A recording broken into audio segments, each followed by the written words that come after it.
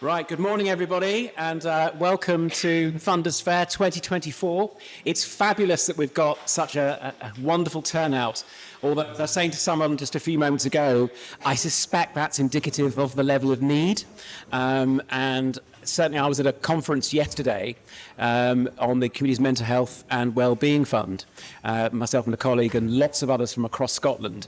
And there was definitely a palpable sense from the third sector that we all wanted more secure, longer-term funding and to help each other to find ways of securing funding given the public sector crisis that we have. And it is a crisis, we know that, but our job by working together is to find a way through. And so part of the reason for today is really to put you in front of some of Scotland's best and biggest funders and to give you some idea of what you need to do to get your project funded. You can test your concepts with a funder. Now, we're a little bit packed in here, a little bit housekeeping. I'm Taki Suleiman, I'm the Chief Exec of Argyll and Bute Fayre Search Interface. First bit of housekeeping is that we have a camera on. And the idea is that people who couldn't make it today, we're going to put that on our website. If you don't want to appear in it, please speak to Kirsten at the back. Kirsten is running things from behind the scenes, so go and speak to Kirsten if you don't want to appear. A little bit later on, which is the main event, which is when you get in front of the funders, we're going to revolve. And what we're going to ask you to do is promptly move to the next table. Now, we're a bit cramped in here. We're going to move clockwise. So it's important that you remember which group you're in, and we'll move you from table to table. And then we'll resume with a second session with the funders. Now, obviously, this is the beginning. We've not done this before in such a structured way. So we'll give you a chance to give us some feedback and what you would like to see at a next funding session. So I think that's everything. I'm now going to move straight into the first of our presentations. We have a presentation from the National Lottery from Peter Watson and also from Kerry McFarlane from the Robertson Trust. So Kerry, do you want to take it away and I'll pull up your presentation for you? So, hi, thanks everyone for coming. So my name is Kerry McFarlane. I work for the Robertson Trust. I have been there for about 12 years. There'll be many of you in this room who will know of us. Some of you may also know of me. I certainly recognise a couple of organisations I know of in the list. So I'm going to do a brief presentation today just on our Open Grants programme, do a bit of a whistle-stop tour of that. It won't cover absolutely everything. I'm going to try and focus on the relevant information, which is around the funding that's available, what we're looking to fund, and a bit about the application process. But I will be here for the remainder of the day, so anyone that wants to speak to me on a one-to-one level about a particular project or their organisation, come and find me. That's absolutely fine. So, for anyone that doesn't know about the Robertson Trust, it was established in 1961 by the three Robertson sisters. We are Scotland's largest independent grant maker, so we have an independent board of trustees. And for anyone that doesn't know where the money comes from, is the Edrington Group, which is a global family business, and they produce whisky for any fans out there, so Macallan, Highland Park. And we launched our new strategy in October 2020, and we have plans to award at least 200 million over the course of that strategy for a 10-year period. So our funds, we have 4 open funds available at the minute, and we aim to offer funding to charitable organisations supporting people and communities in Scotland who are living with poverty and trauma. So that's our sort of overarching focus, and then as we get more into each of the funds, I'll talk a bit more about the types of work that we might fund through them. So who are our funds open to? We've got registered charities and constituted groups. So constituted groups, there's only one fund available to them, and that is the We Grants Fund, and I'll talk about that in a little bit. Overall, it's geared at organisations with an annual income of less than 2 million. So we changed that from our last strategy, and it's not that organisations who are bigger than that cannot apply. We have a slightly different offer, which I'm not going to focus on today, but that's programmes that we call that. So it's not an open fund, it's a little more sort of research-led, but anyone that did want to have a conversation about any of that can come and speak to me. Work must be delivered in Scotland, and must align to at least one of our funding themes, and there's 4 of those currently, which I will talk about. And so the 4 open funds available, we've got a re-grants, as I said, we've got a community vehicle fund, a small grants revenue fund, and a large grant revenue. So our 4 themes, under the overarching banner of poverty and trauma, we have financial security, emotional well-being and relationships, education pathways, and work pathways. So what do we mean by each of those? So under financial security theme, we are interested in work which focuses on these issues. So it's any kind of work that helps people who are struggling with their day-to-day costs, support which helps create access to advice, support advocacy around welfare, debt, income maximisation, housing and employment advice, or to improve access to quality childcare. So just a very brief examples of some of the initiatives that we can fund under this, but the lists are not exhaustive. So it could be food, fuel, funeral poverty, costs of the school day, financial support, advocacy and advice, access to affordable credit, homelessness, housing support, and digital access. Under our emotional wellbeing and relationships theme, we are particularly interested in work which focuses on parenting, early years and family support, which focuses on child attachment, mental health support, which aims to reduce dependency of children and young people on crisis or clinical services, activities which empower vulnerable girls and women, including crisis support for those affected by gender-based violence, and services and supports for adults affected by severe and multiple issues, including addictions and homelessness. Under our education pathways theme, we're looking for work which supports the educational attainment and educational engagement of children and young people, including engagement of parents and wider family members, and work which supports people with the transition through education and training to work. Sorry, speak a little bit louder. So through that, we can look at things such as widening access to education, engaging families in learning, mentoring schemes, tutoring, digital skills and access, youth work, volunteering, apprenticeships, and practical placement learning. And then the final theme is work pathways. And through that, we're interested in work which focuses on supporting people with the transition through education and training into work, supporting people with the skills they need to gain and retain employment, and work which addresses the financial barriers to education and training. So that could include digital skills and access projects, youth services that support progression into employment or education, apprenticeships and practical placement learning, and employability programmes. So it's important to note that for all of our applications, we're looking for you to sort of fit with at least one of those themes. You do not need to be focusing on all of them at all. And we're interested in work which either meets the immediate need of people in communities or which is preventative in nature. Doesn't need to be both, can be one or the other. So I'll start with our re-grants fund. This is my favourite because this is the only one that's open to registered charities and constituted groups.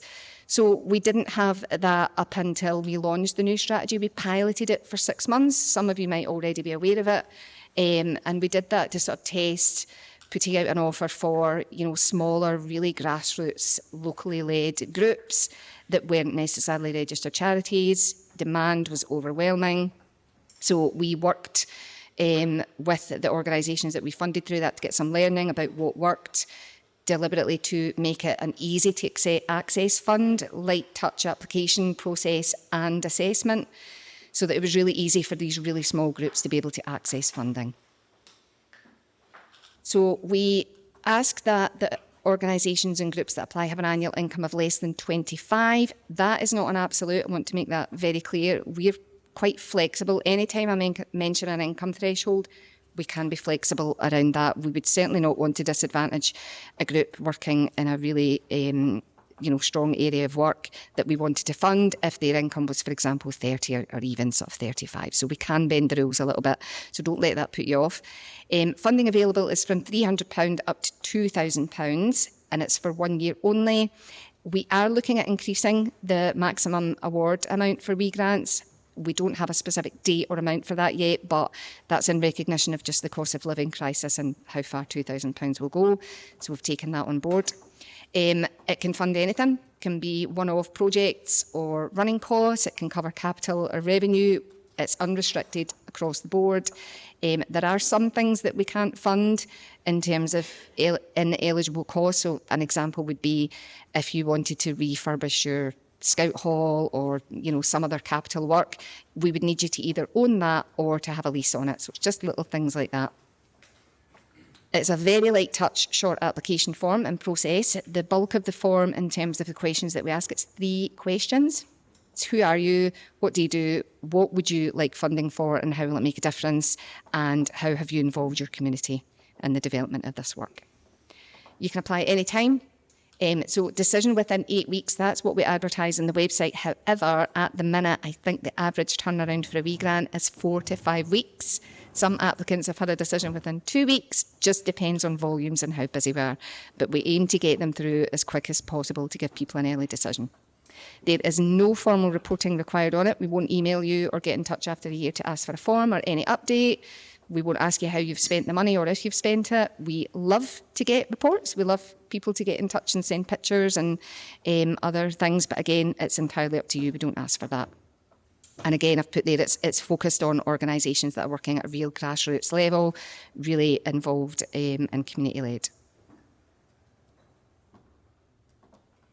We've then got small grants. So this is revenue funding. And I just want to make the quick point that we no longer offer standalone capital funding for building refurbishments. We did, but it closed, I think, about 2 years ago. So this is a revenue fund. This is only open to registered charities with an annual income of less than 100,000. Again, that income threshold we can be flexible around it. Funding is for over £2,000 a year, up to a maximum of £15,000 a year over 3 years. And we're also reviewing the maximum amount available through this fund as well. So as soon as we know what they're going to be, we will put that out there. It can fund one-off projects again or running costs. So we will try and offer unrestricted funding as much as possible. So if we receive an application and you're requesting funding for a specific piece of work, we look at your organisation and we say, well, actually, all of what they're doing is a fit. We will offer unrestricted funding. We'll say that to give you that flexibility. Would you like unrestricted funding? There are some cases where it is a very specific project, that is a very clear fit, so we'll go with that. But there is the option, and we do try and give unrestricted where possible. Apply anytime. Again, there's no closing dates across all of our funds, and a decision normally is given within around 8 to 10 weeks for a small grant. The work that you're delivering needs to align with at least one of those 4 funding themes that I mentioned in seeking to address poverty or trauma. We can also support through our small grants organisations who have a bit of a broader focus, so you're maybe not working in any one of those areas specifically. The example of that is community centres and hubs. You're delivering a broad range of services within your communities. We absolutely will look at applications from you through our small grants for that. We have our community vehicle grants, which was capital funding, but we've found more and more that organisations are leasing vehicles rather than purchasing, so that's absolutely fine. Again, we can be flexible. This is for charities with an annual income of between 25 up to 2 million, and it's one-off funding for a year, and it's from £2,500 up to £10,000. So again, I've said there, it could be for the cost of purchasing a new vehicle, upgrading an existing one, but we will also consider requests to lease vehicles as well. The work needs to align again with one of our 4 funding themes, and some of the examples of what we fund through community vehicles could be a van for a food bank for the collection and distribution of goods, or community transport service operating in a rural area. And then last but not least is our large grants, and this is for the bigger organisations, so those that have an income of between 100,000 up to 2 million, slightly higher levels of funding from over 15,000 a year up to a maximum of 50 a year over a 3-year period. Again, we can fund one-off projects or running costs. Slightly longer decision times on these because it is a slightly longer application form. There is a bit more assessment because of the amounts available. So it's 10 to 12 weeks on average for a decision. So the difference between large grants and the other grants that I mentioned are that the services and activities that are being delivered must be purposely designed to address one of those priority issues under our funding themes. And there is a bit more of not an expectation, but through large grants, we're happy to look at work which is based on immediate need, but there is a little bit more of a focus as well on what are you doing to prevent poverty and trauma. So that early intervention, prevention. Groups of people we know to either be affected by poverty and trauma or more at risk. So again, the list here, it's all on our website. You don't need to be specifically working with any of these groups necessarily to receive funding, but it is helpful. And I would say if you are working with any of those groups, to mention it in your application. Obviously, if you're one of those organisations that's a community centre or you provide broad community-focused support, you're likely to be working with multiple groups. So no surprises in there in terms of, and we've got there as well, people living in certain geographical locations. So we do take into account, rural disadvantage in terms of lack of opportunity, lack of specific services. So what's important to us, I'm not going to go massively into this, but this is just to make the point that obviously, the smaller end of the scale for the wee grants, it is very light touch. The only thing that we ask is that you are community-led, that you understand the needs of the community that you're working in, that you listen to people in your communities. As you kind of move up the scale, we're looking for a bit more demonstration of, do you collaborate with other organisations or services in your area? And then for the larger ones as well, we're really looking for organisations to demonstrate a relational and rights-based approach. What can't we fund? So this is the sort of bulk of the list. There's a couple of others, but I thought I'd focus on the main ones. So funding for individuals, what do we mean by that? Somebody that comes in and it's a request to support one person. We can, however, provide funding, though, for organisations who are distributing sort of hardship funds. We cannot fund the promotion of political or religious beliefs. It's not to say we don't fund religious organisations or churches, but there cannot be any element of promotion of faith, of any faith, within the work that's being delivered. We can't fund feasibility studies or academic research. Salary costs of staff who are also trustees. Doesn't mean to say we will not fund your application, but we would not fund that specific post. We might just divert the funding elsewhere. We can't fund day residential care or services for older people. As I said earlier, we don't offer our capital building fund anymore. Retrospective costs, so costs that you've already incurred as an organisation. Funding for onward distribution, that's a rare one, but it does occasionally happen. So that would be an organisation that potentially is looking for funding from us, but then actually they're paying another organisation to deliver the services. And then standalone childcare provision. So what do you need to apply? So minimum of 3 unconnected trustees or management committee members if you're a small group. A bank account in your name. If you're working with children, young people or vulnerable adults, a safeguarding policy. Your latest accounts, and that's for registered charities, or for constituted groups, we just ask for a recent statement of income and expenditure. There's no set format for that. We know that groups will do their own thing, and as long as we can see clearly what the figures are, it's not an issue. If you are a newer organisation, so if you don't yet have annual accounts submitted to OSCAR, or if you've not been operating for 12 months as a small group, we'll ask you for details of an independent referee and a bank statement at that point.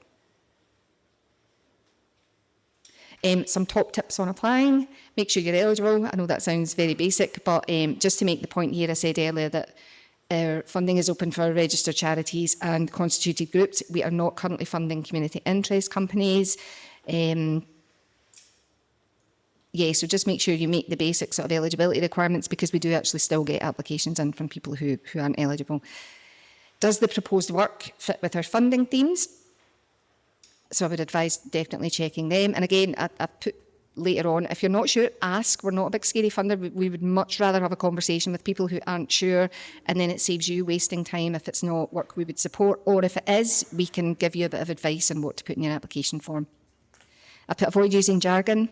We're not looking for, big, fancy, well-written professional applications. Just tell us in your own words about what it is you do, who you support, the issues faced by people in your community, and what it is you do to address those issues. Tell us about the difference the work will make. That's a really, really important one. Don't assume that we know the area that you're operating in and what the issues are and, you know, what difference your support makes. And can I provide the paperwork asked for? So if you didn't have any of the supporting paperwork, maybe you're, don't want to say this, but if you were defaulting on OSCA and your accounts were late, we can hold the application until, if you know roughly when you're going to have it, but it can delay a decision.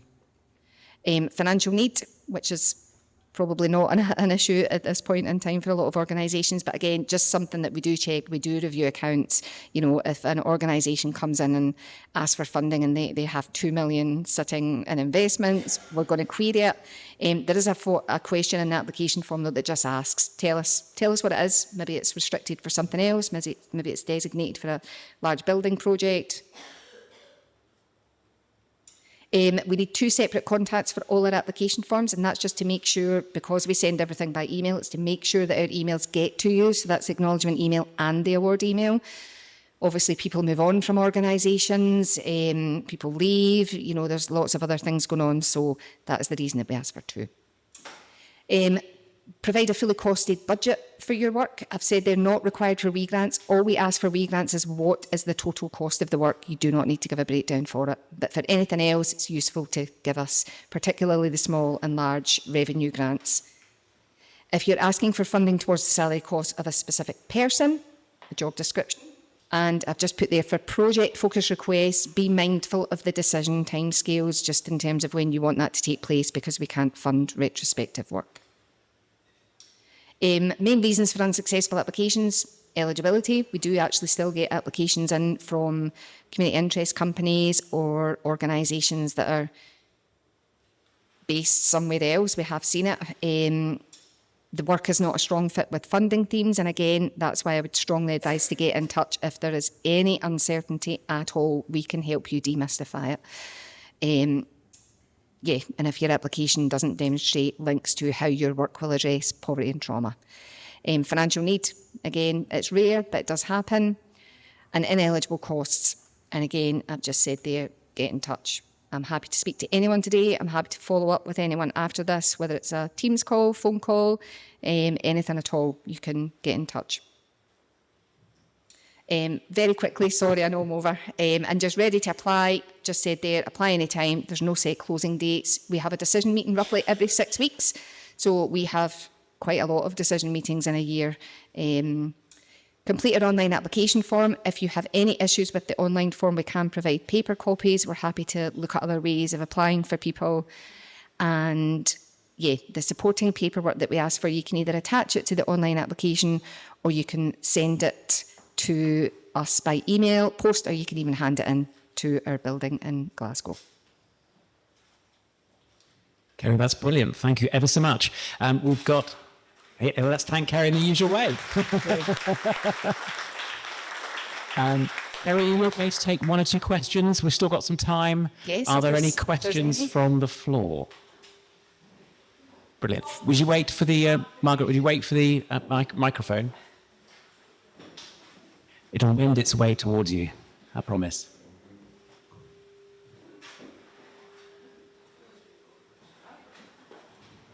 Thank you. That was lovely, thank you very much. I'm wondering what percentage of applications you get you are actually able to fund? We've got quite a high success rate. I'm not sure of the exact figure at the minute, but it generally is anywhere between 75 and 80%. For WE grants, I think it's even higher. So yeah, it is a pretty high success rate, to be fair. And again, I think that's because we do as much outreach as we can. We are happy to speak to people, and that's why we always say to people, if you're not sure, get in touch. But yeah, I would say that's quite high for. Fantastic. Any other questions? And we've got one down here. Actually, do you want to take this one? Hi, thank you, Kerry. Is it possible to have multiple applications into different funds at the same time? So if you had a WE grant, you would need to wait until that was finished till applying for one of the other funds. And we do have that. A lot of charities will get a WE grant initially because they're small. And then at the end of the year, their income and expenditures are way up, so they can then apply for a small. You can only hold one revenue at a time. The only variation is you can hold a vehicle in any one of the others. I don't know if I know that sounds a bit confusing, but yeah, one revenue award at a time. You would need to wait until that had run out for another one. Brilliant. Thanks again, Kerry. And let's move on to Peter. I'll give you a hand over there. Yeah, hello. Hello, everybody. My name is Peter Watson. Some of you may know me. I work for the National Lottery Community Fund. And we are, as you probably all know, we distribute funds that come from lottery ticket sales, national lottery ticket sales. We are one of 4 lottery distributors, so we work in partnership with Creative Scotland and Heritage and Sports, and we're called the National Lottery Community Fund, so our focus is very much on community projects, community activities, community amenities. We're all about community. That's our focus, and we do that through a variety of different funding programmes. So I'm going to take you through some of them today. You can see there on the slide, I am a funding officer with the Highlands and Islands area team. So this is the way we work in the community fund. We actually use a place-based model where we have funding officers who represent different geographic areas across Scotland. We moved away from a kind of programme-based model to a place-based model so that we could get funding officers into local communities and basically get to know local areas better, get to know the groups. We could provide more of that one-on-one support. So instead of dealing with a different funding officer across different programmes, you've got that one point of contact and we get to know you, you get to know us, and we can kind of hopefully put the funding into the right areas, avoid duplication, and just support the groups that we know are really embedded within those local communities. So you can see here it's split into different areas. I work in the Highlands Islands team. We cover Highland Council and Western Isles and Shetland and Orkney and Argyll and Bute. So we cover basically half of Scotland. So my particular area is Argyll and Bute. So I'm Mr. Argyll and Bute. So I'm the person you want to talk to if you're delivering services in Argyll and Bute. So you can see here, this is a wee slide that tells you about the sort of things that we can fund. And because we're the kind of community fund, we can fund all sorts of different community activities, from really small stuff to quite big, high-impact strategic stuff. So there's a few examples there. You can see we can fund gala days, day trips for senior citizen clubs. We can fund some small-scale refurbishment of village halls. And then we fund more of the maybe bigger, hard-hitting projects around befriending or mental health issues, addiction, things like that, nurseries, supporting people with disabilities. So we fund all sorts of different projects. As long as there's a strong evidence of kind of community involvement and community benefit, then we can have a look at it and potentially fund it. So this is just a little list of the types of people that we can fund, and it's probably fairly similar to most funders, including the Robertson Trust there.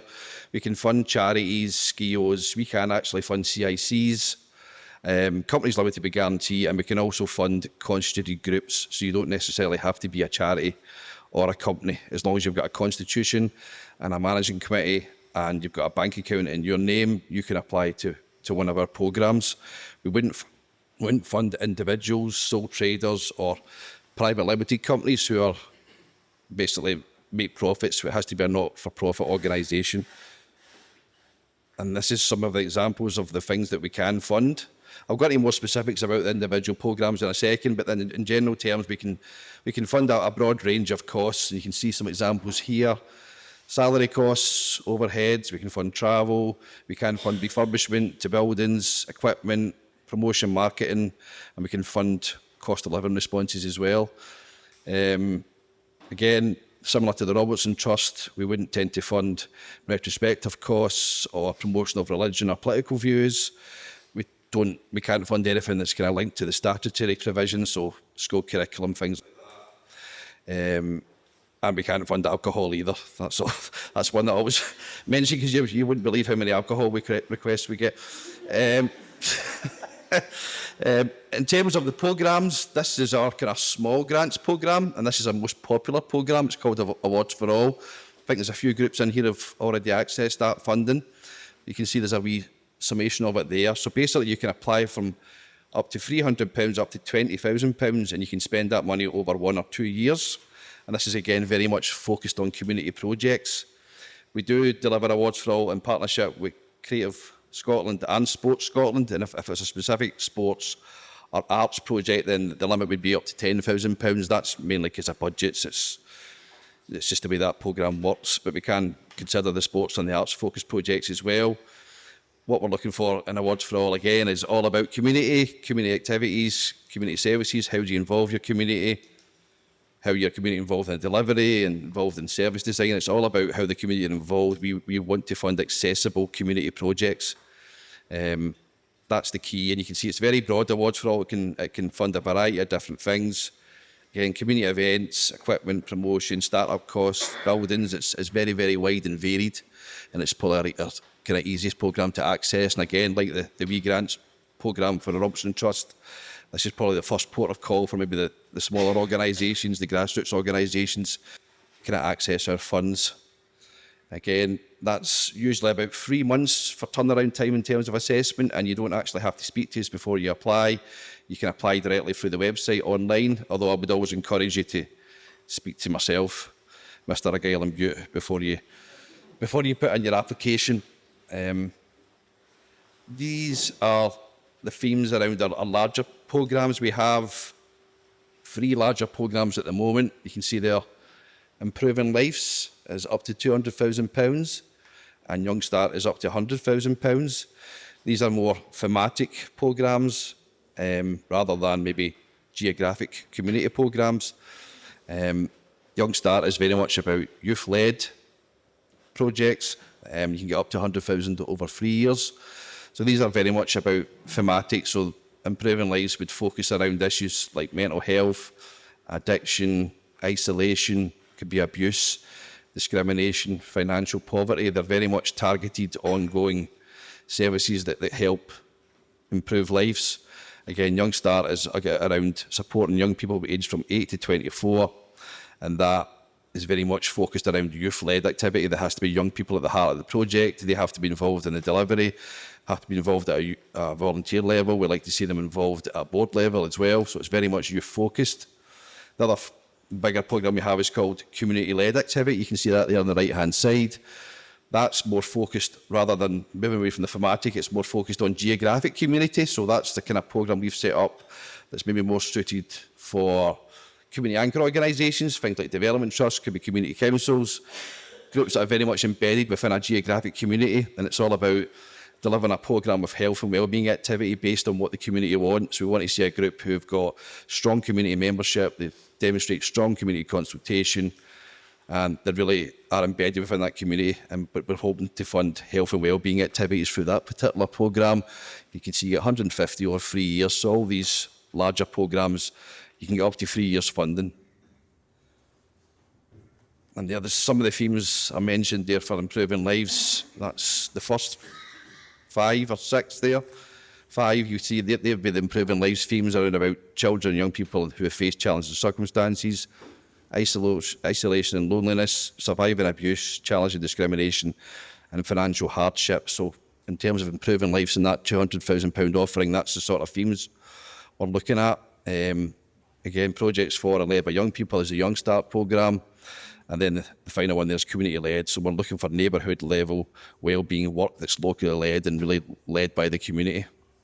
All these programmes, you would have to speak to me first before you could access an application form. So the thinking behind that is these applications are a little bit bigger than the Awards for All application form. There's obviously more money involved. So we want to have a conversation with you before you apply so that we can decide if it's going to be a potential fit with the programme.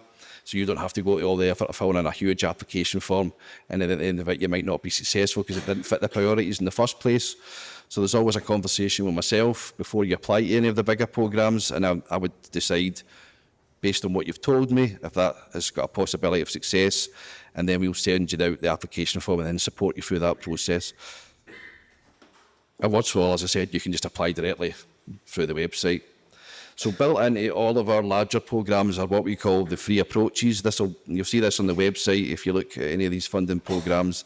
They're pretty self-explanatory. The 3 approaches are people-led. So again, that's about how you involve your community in your project. So that could be volunteer involvement, consultation, lived experience at board level. It's just about how your community, whether it be thematic or geographic, are involved in your group and how do they inform what you're doing. We want to see projects that come from that community, that aren't just the idea of one person on a board. That has to come from the community and you have to evidence that.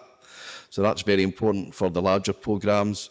Strength-based is around about how you build on the assets and strengths within your community. So again, it could be giving people volunteering opportunities, giving staff training, using local assets in terms of buildings. It's just about how you use the assets in your community.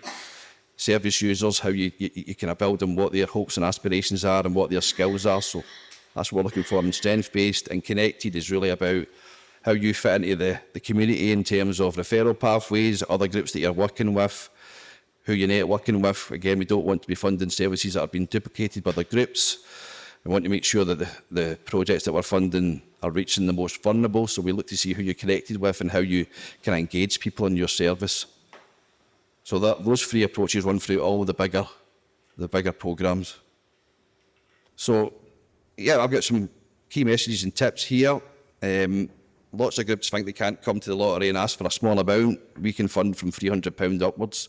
So if you've got a £300 project, you can apply to Awards for All. In terms of the bigger programmes, we can fund up to 3 years. So that's multi-years funding.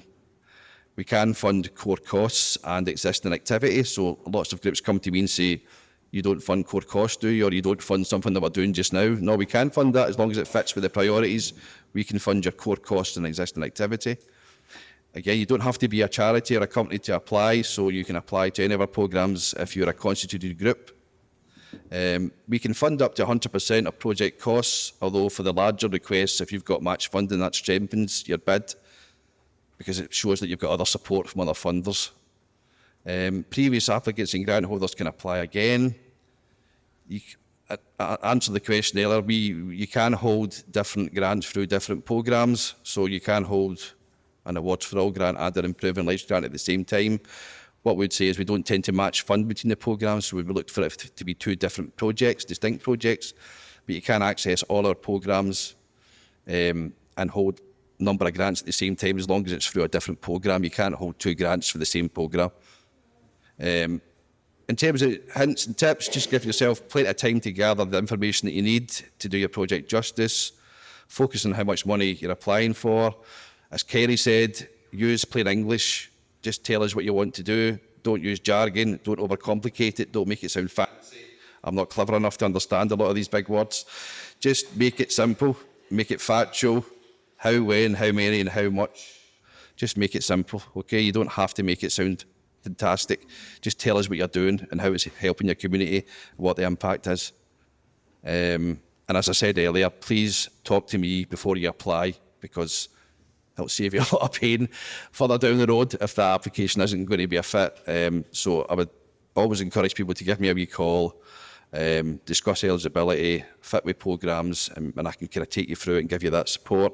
And if it's not going to be a fit, I'll be honest about it and tell you that, and maybe there's another project that you're doing that would be a fit, or maybe there's another funder I know about that I can signpost you onto. So it's always worth a conversation, even if you don't end up getting lottery funding. And this is just an example of how many projects we funded in Argyll and Bute over the last year. We've funded 50 projects. We distribute around £60 million a year across Scotland. And as I say, we adopt a place-based model. And in Argyll and Bute, we've funded 50 projects. And there's an example of some of the projects there. I'm sure some of these projects are probably in the room. There's a few Oban-based projects there. But those are just examples of the groups that we've funded. The kind of top ones are the larger funding, and the kind of purple ones at the bottom there are more the Awards for All funding. So you can see it's quite a wide variety of groups. We do fund lots of different types of groups. And that's really me. We have a blog that you can sign up for and get information on all our programmes and kind of latest themes and priorities. I can give you that information, and we also have a monthly newsletter, and there's a website there you can see, and you can sign up for that, and that gives you some stories around the projects that we fund and hints and tips and stuff like that. Again, as Kerry said, happy to speak to MD this afternoon. Any project ideas you've got, just come and see me and we can have a chat, and hopefully I can give you some advice around if it would fit with any of our programmes. Brilliant. Thank you, Peter. Thanks very much. We've just got a couple of minutes for a couple of quick questions. If anyone wants to ask anything now as opposed to at the table. Any quick questions? In which case, we'll move straight on to the next section. And this is a little bit of an experiment. We're going to do a kind of 3 talking heads. And there's one guy who's on Zoom. So I'm going to switch to the other computer and hand this microphone over to David. Thank you.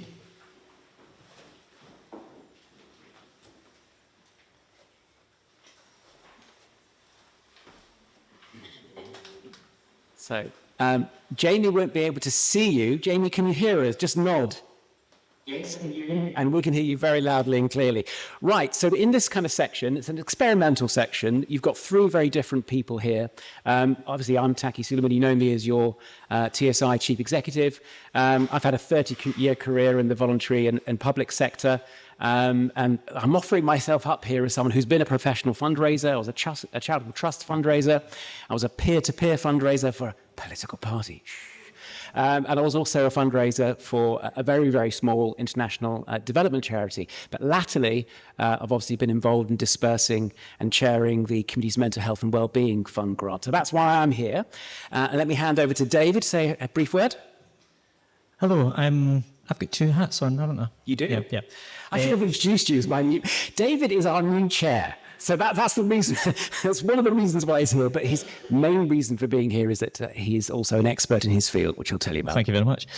I'm also Chief Executive of Culture and Business Scotland, which is a charity that is an agency that receives funding from Creative Scotland and Historic Environment Scotland and others, and Scottish Government, to find ways to help the culture sector and the business sector to connect and thrive, so enabling them to collaborate. We do that through 3 main kind of areas of activity. One is developing knowledge and skills and expertise, so providing a lot of kind of training for people that are working within the culture sector to develop the skills and knowledge to fundraise better, to help deliver or develop set up sponsorships and partnerships with businesses. We have another strand of activity which is about building those relationships, which includes a funding strand which is called the Culture and Business Fund, which match funds business investment in cultural activities. And I'll tell you a bit more about that in a minute, because I don't have a table, I don't have a banner, but you can ask me about that later if you want. And also championing the value of culture to society and to the economy, and making representations to government, etc. So that's the kind of 3 areas of activity that we do. I think that's probably all at the moment. Just brilliant. Pass you back to Taki. Thanks, David. And poor Jamie can't see us, but Jamie, this is a rammed room. There's nearly 80 people in the room. I should have brought another camera. But Jamie, would you introduce yourself and talk about your area of expertise? Hi everyone, so thank you for allowing me to participate in today. So my name is Jamie and I'm Chief Executive of a small organisation. We're based in Edinburgh. I'm a career fundraiser and then moved into becoming a Chief Executive a couple of years ago. My career as a fundraiser has generally been working for small organisations. So for instance, the organisation I work for, we only have 5 staff. I also hold a diploma in fundraising. And in terms of my other sort of role, I chair the chairmanship fundraising in Scotland. And so as part of that role, I am representing our members, so lobbying the Scottish Government and then other stakeholders. And so trying to provide a good fundraising environment, so to support people and organisations to help with fundraising. So sort of here, I suppose, both in my day job, working for a small charity, but also then the chairmanship fundraising. Fantastic. So I thought what we'd do is we'd take questions from the floor. If you've got any wicked issues that you'd just love to bring out and hear what other people have to say, or if you've just got some general issues that you'd like to raise. Remember, the TSI can lobby on your behalf. For instance, we're currently lobbying as a TSI network across Scotland on 3-year funding. Obviously not hugely successful so far, but the Scottish Government are hearing us and they acknowledge it. But if any issues like that, or even a specific funding problem, So, over to the floor. Anything you'd like to raise as a general issue that you'd like to see the floor discuss? I see a speaker at the back, a question at the back. Fantastic, thank you.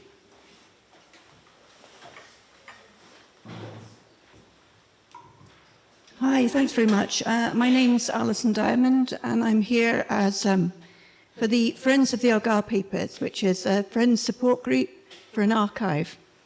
I'd be interested in all of your sort of definitions of culture, because to me that's it's such a wide thing, and it can include heritage or arts or whatever. So I'd just quite like to know how you define it. Thank you. Well, I'm going to be cheeky, and I'm going to give it straight to David, because he's got culture in the name of his organisation. It is all that in terms of the organisations that we work with and the organisations that we fund. It's a very broad church. It is under the banner of culture. We used to be called Arts and Business Scotland, but we'd always worked with heritage organisations in the past as well, and it was misleading because heritage organisations obviously didn't think it was for them because they didn't say what it did in the tin. So we work with heritage, arts, heritage in the broadest sense, because it can be natural heritage, built environment, as well as the broad range of arts in terms of performing arts, visual arts, etc. In terms of the funding that we distribute, the biggest beneficiary or base of applicants that we have are festivals from across the length and breadth of the country. And it's not all big festivals like the Edinburgh Festival, etc. So quite often those are kind of small local festivals that are the brainchild of a small organisation or an individual even, and they may have no history of receiving public funding. It's, as I say, it's just the brainchild of somebody who, and if they don't have that I suppose that track record of securing public funds, whether that's from a local authority or Creative Scotland or Historic Environment Scotland, the National Rotary Heritage Fund or whatever, we can quite often be the first port of call because we don't make an assessment on the cultural value of what's being delivered. The main premise of the funding that we have is that it's to encourage and support business investment in cultural activities in the local community. So if that business and that culture organisation are eligible for the criteria, then we'll fund it. And that can be very diverse in terms of the activities that can be supported. So for example, the only thing is obviously it has to be cultural activity, but it could be a community hall that's delivering creative workshops in their space and gets a local business to seed fund that in some kind of shape or form. We can match that. We're in the Rockfield Centre. Before this marvellous capital redevelopment, we funded an artist engagement initiative at the Rockfield Centre that received match funding from Hazelbank Motors, I think it was, if I remember rightly. The crucial thing about that...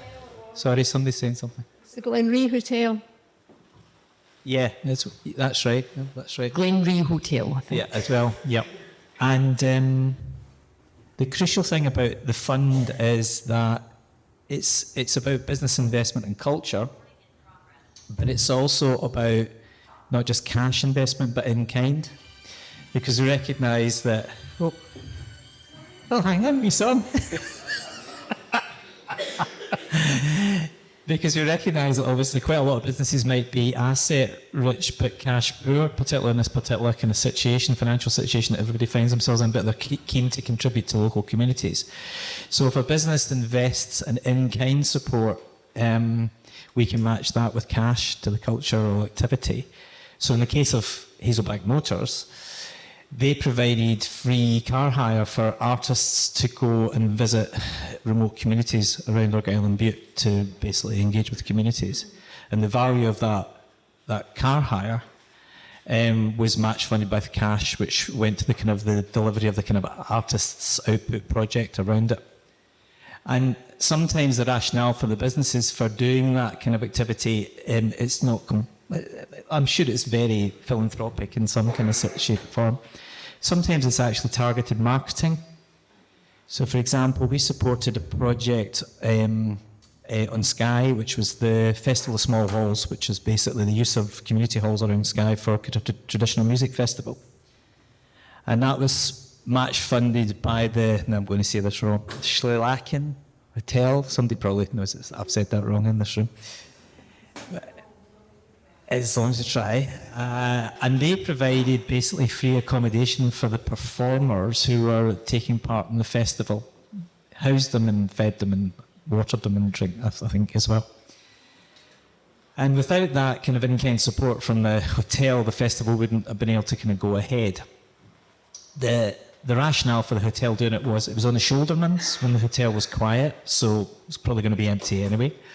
It created a festival which obviously was a cultural tourist destination for activities. So not only did it provide opportunities for local communities to engage in traditional music and bring communities together and bring those local community halls back to life, which is the very purpose that they were designed for in the first place, but it also brought cultural tourism, and so it helped to bolster the local economy. And then inevitably the hotel was full with other guests. The bar was full, the restaurant was full, so it developed a new cultural tourism income stream for that hotel at a period of time. So that type of partnership is the kind of thing that we like to see happening. Thanks, David. I think implicit in the question is a kind of, given the pressure on the public purse, will cultural projects and heritage projects be funded? There are obviously some specific funds geared towards heritage, geared towards culture. But what I'm finding is that there are cultural projects that are woven through projects that have community value. So if you're ostensibly primarily a community and cultural project, focus on the community aspect. And it's about what you will deliver in terms of participation. So I'll give you an example. So I'm a trustee of Friends and St Conan's Kirk in Lochore, and we've recently been given National Heritage Lottery funding. They're really not interested in just repairing a building. They want to know what kind of culture and heritage activities are going on in the area and beyond. And the reach is adults who are vulnerable, tackling social isolation, tackling and promoting the heritage of this part of Scotland, and celebrating what is in the building and helping to interpret the building, but linking it back into a concept of community. So I think that's where cultural organisations will thrive and prosper. And previously, as a commissioner of cultural grants in a very different place, we were looking exclusively for community value in terms of what we were delivering for in terms of culture, and we were not looking for subsidising expensive tickets which the middle classes were going to be able to access. What we were saying to the organisations is, well, where's your programme to help young people access apprenticeships so that they can be trained up into the cultural arts, which will then sustain our local community as well as promote well-being. Jamie, have you got anything to add on that aspect or anything related? So apologies, I can't hear whenever I'm saying the microphone, but I didn't hear the original question of David said, sorry. Yeah, the question was really around what is the definition of culture, but we've kind of segued into, how do you support cultural projects these days, and what's the likelihood of cultural projects getting funded, given the challenge of funding challenges across Scotland generally. You don't have to say, we can move on to the next question. Very little to contribute to that. So the Chartered Institute fundraising does have specialist groups that sort of target in terms of different causes or different types of fundraising. And the Chartered Institute does have a cultural group, but that tends to be mainly down in London, because that's where we found most of this cultural groups for our members tend to be. However, there has been discussion about having something in Scotland. So I suppose it's just to say, is there something that we have experience in, but not very much in Scotland. And I suppose we're also working with organisations like David's who are much more experienced in this area. So I don't think I've much to share, sorry. No problem at all. Can I be with just in some course? As part of the evaluations of the projects that we fund through the Culture and Business Fund, we ask what the social and community impacts are. And just from the last 12 months of the projects that we funded, 67% of those projects said that they contributed to positive health and well-being. 67% also to equality, diversity, inclusion. 58% to community and social empowerment, 58% to education and learning, 58% to engaging with young people. So we're very much looking to kind of get a sense of how those cultural projects contribute to broader societal kind of aims and objectives and how they align with the Scottish Government National Performance Framework outcomes. Brilliant. I think we've got another question from Margaret. Let me turn it on. Right, try another one. That one seems to work. I'm asking a question. I'm thinking about third sector organisations with an annual income of maybe about 600, 700,000. And I'm wondering how do funders react if they get an application from an organisation about that size and it's from an external person whose sole activity is raising funds? I'm going to pass that question to Jamie to tackle first. So, Jamie, I'm going to repeat the question. And excuse me, Margaret, if I've misinterpreted it. I'm going to paraphrase your question, which is, how do funders react to organisations with an income of circa 600-700 grand, and in particular, organisations who may well have used a professional fundraiser? So, in other words, it's that kind of balance. You know, is there a weighting, if you like, for those who are amateur fundraisers, and that's not their full-time job? I wouldn't say that there's a deadline for either organisations that are using a career fundraiser, so a professional fundraiser, or ones that are amateurs, ones that are an amateur fundraiser. Because certainly, I suppose, for instance, I volunteer. I help organisations with their fundraising, but also I do it as part of my day job. So I wouldn't say it's down to in terms of that an organisation would look more favourably at the funder, whether it's a career fundraiser, which tends to be paid, or one which is a volunteer. I suppose how it would be depending on what the funder's programme is, their criteria. So they might look more favourably if it's in terms of the income of the charity, but I wouldn't say that they would look more favourably on whether it's on who's completed the application, because it would be very hard for them to know whether it's a career, a paid or a volunteer fundraising.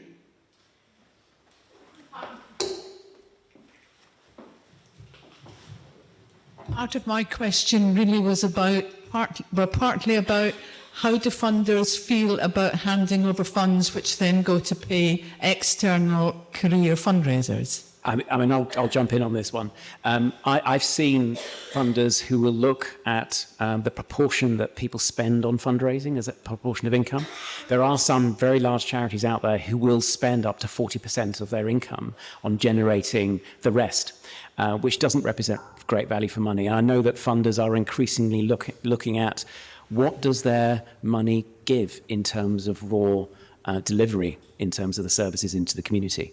But others recognise that, these organisations have been around for 100 years and they do deliver some great value. And if they're not supported, then how else will they do it? I've worked for both, and I have seen how they operate in terms of they wrap up and hide funding costs in the delivery of their organisation.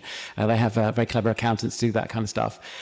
David, do you have anything to add on this question, or do you want to ask? I think you might find that some funders probably won't support the payment of professional fees. The challenge for the sector is that there's a dearth of fundraisers who are operating and working within the sector, and I can only speak on behalf of the culture sector because that's the sector I know best, but most of the organisations that we work with, we've got 300 members, but we also, lots of other organisations take part in the training activities that we do. And one of the main things we do in training is fundraising on trusts and foundations, individual giving, legacies, sponsorship, etc. The challenge is that, partly due to the pandemic, that a lot of the fundraisers that were in those organisations pre-pandemic are no longer there. They've either thought, I've had enough, I'm off, I'm going somewhere else, I'm retired, I'm going to be a freelance consultant. And so there's a real challenge for the sector going forward that the skill sets within those organisations isn't there. They're bringing in junior members of staff, possibly giving them unrealistic targets and expectations within a really short time scale. and they don't necessarily have the tools or the skills to do that. They may have the theory because they've studied it in some shape or form, but they don't have the practical skills. And the other challenge with that, of course, is the lack of opportunity to meet people face to face and to build relationships, because ultimately it's all about relationship building, it's about building trust. And if everything is online and there's less of an opportunity to engage with people face to face, it is difficult to build that trust. So that's something that we are really concerned about in terms of the kind of the ecology of the culture sector in terms of fundraising. But I'm sure that that's absolutely transferable and applicable to all aspects of fundraising across society. And I think that's one of the key challenges. Looking around this room, many of you whom I know and the organisations that you work with do not have full-time fundraisers. And that places you at a significant disadvantage because those organisations, and again, I'm a trustee of another one, where we're looking at a 3-year fundraising strategy, which means because they've got a £7 million budget to fill, it's a domestic violence prevention charity, works right across the UK. And the goal is to try to think, well, how do we minimise disruption? How do I keep really good staff, very skilled staff on the payroll? And the way we do it is we develop a fundraising strategy. You think about those funders you've got 3-year relationships with. You block that out, and then you try and build the rest of your budget. And they've diversified their income. So they've got grants and foundations. They've got chargeable activities from training. And there's a third one, which is government grants. And they balance that within year and minimise their risk. And they put, if you like, a percentage against each grant they think that they may or may not get, so that the trustees understand the level of risk within year. Now, many of you are not going to be able to do that because there's 4 or 5 staff plus accountants who are helping us get that plan. So the question, I suppose, for all of you, and it's probably not a question for today, it's something to think about. How do you plan for your own sustainability and scale down that kind of strategy model? And that's probably something we could work on together over the next year. And I can certainly rip off some of those documents that I've got and share them with you, rip out the data and share them with you, and maybe it might be useful. But the difficulty you've got is that every time you fundraise, it's got to make a difference, because back in the day, I would churn out 1,000 applications a year, 1,000 applications a year, and if I was 10% successful, that was my bosses were perfectly happy with that. But you will not be. I don't think there's anybody in this room who's put out 1,000 applications to charitable trusts. So it's just you can't compete with that. Right. Can we thank our 2 speakers? Thank you, speakers. Enjoyment. Thank you very much. Thank you.